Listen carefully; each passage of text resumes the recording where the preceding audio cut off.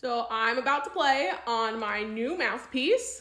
This is the Vocalise H mouthpiece by Bacun / Richard Hawkins. I'm starting with an older reed, so it's the moment of truth.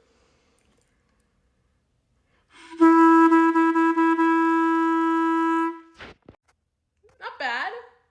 I forgot that I need a mouthpiece pad, so I'm gonna get that. Now it's padded. Let's do this. I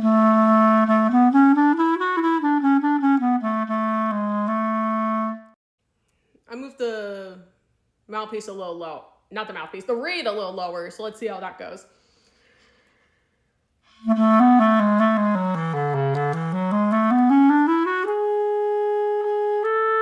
It sounds new. I wouldn't say, like, I'm super blown away, but it's better than what I have right now. I'm curious to know now if it would react differently using a newer reed.